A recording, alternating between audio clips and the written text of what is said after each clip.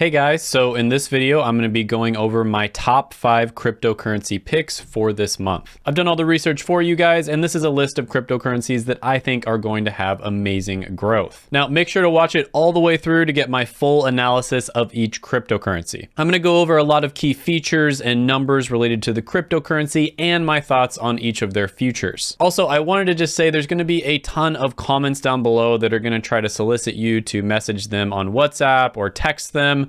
All of them are scams. Never send your money to anybody that solicits you in the comments section of videos. They're all just spam. Some of them even try to impersonate me, and I spend hours and hours deleting their accounts, but they have these systems where it just automatically creates the same exact account, and they comment just a few minutes later. So anyways, if you appreciate my research, go ahead, gently tap that like button, and let's get right into it. So the first one on this list is going to be Hamster Coin. No. Cobra Coin. No. Mongoose Coin. No. Bitcoin. There we go. I know it's really obvious, but Bitcoin is really well established, and this is why you see so many famous investors and institutions putting their money into Bitcoin. It's probably the safest cryptocurrency that you can invest in, and as much as I think all of the cryptocurrencies can coexist, unfortunately, most of them are likely going to go to zero at some point. Oh, it went to zero! Yeah!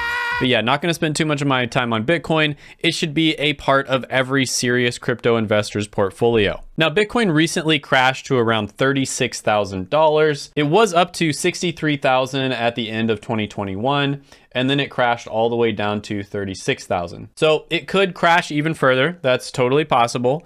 Or it might have hit its floor at this point and it's going to increase. But either way, the way I recommend investing is to dollar cost average in. So you don't really have to worry too much about the highs and the lows, as long as you have strong conviction that over time it's going to go up. And there are many that think by the end of the decade, Bitcoin is going to be worth over $1 million each. But with that being said, you probably already knew about Bitcoin and you didn't come to this video in order to hear about that. So the next one on the list, in my opinion, is a very strong dark horse candidate to be a breakout cryptocurrency in 2022. And that is going to be Quant, symbol QNT. Now, the problem that Quant solves is the interoperability problem. This is basically where different types of cryptos, different blockchain ecosystems, especially layer ones, have a very hard time communicating and working with each other. Several other cryptocurrencies that are trying to solve this problem are going to be Polkadot and Cosmos. And we'll get back to them here in a moment. But Quant is actually solving the problem in a completely different way than those two. So in order to solve this interoperability problem, Quant actually created the first blockchain operating system. So you can almost think of Quant as the Microsoft of interoperability. And not only can you connect a layer 1 blockchain to another layer 1 blockchain like Ethereum to Cardano, for instance, but you can also connect software, corporations, banks, and other types of cryptocurrencies that are going to be used within that system. Now, when it comes to the price, it is down really bad right now, just like pretty much every other cryptocurrency. At the beginning of the year, it was around 180, and now it is down to 91. So pretty much all the different cryptocurrencies crashed, and Quant was not an exception to that. Now, when it comes to the market cap, it's about 1 billion. And if you look at Polkadot,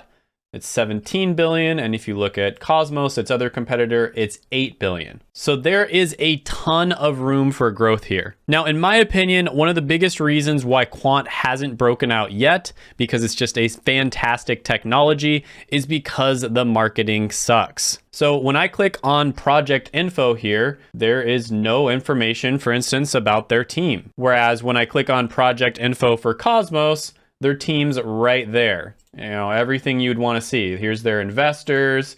Here's their social stats. So when it comes to the thing that you can't really quantify, no pun intended, and when it comes to people's passion about Quant, people really, really like it. So they might not have as many Twitter followers or Reddit members, 75,000 and 11,000 versus, Cosmos, 337,000 and 56,000. But the people who do follow them are very passionate about them. So it does seem like they are kind of using an organic approach when it comes to their marketing. They're basically relying on grassroots marketing, people talking about them. And this can be good sometimes, but also not so good. So Quant is one that I could definitely see 5 to 10xing over the next year. All right. So the next one on the list is going to be Terra Luna. And Terra Luna is basically a blockchain-based stablecoin that gets rid of a lot of the problems that other stablecoins have. Now, the great thing about stablecoins is they offer some stability in a cryptocurrency market that is incredibly volatile. So Terra basically wants to have the privacy of Bitcoin with the stability of a stablecoin. And Terra is also very decentralized. The stablecoin that goes with Terra is Terra USD,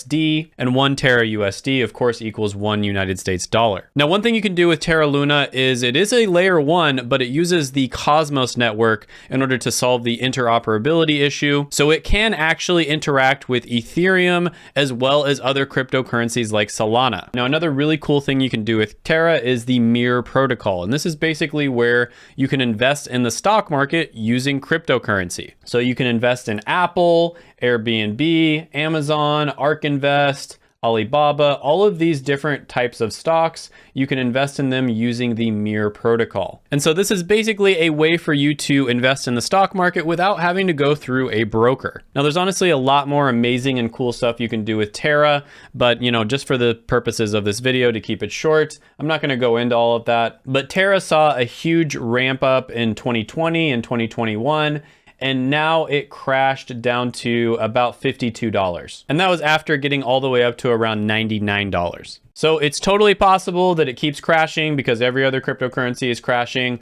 But this is another one where I think it's a really good idea to dollar cost average into it. If it keeps crashing, that's great. You're getting it on sale. If it doesn't keep crashing, it starts to go up. That's great. You're investing in it as it goes up. Another cryptocurrency I'm extremely excited about, I actually made an entire video on this one, which will be coming out here in the next week or so, is going to be Solana, or SOL. Not shit out of luck. It's Sol, kind of like Ethereum is ETH, Solana is Sol. Okay, I'm just gonna stop now. But anyways, Solana is a major Ethereum competitor. It is a layer 1 blockchain, and it basically does all the things that we wish Ethereum would do. Right now, if you're not aware, Ethereum is slow. It's incredibly expensive. For instance, I did an NFT the other day. That's another video that's going to be coming out.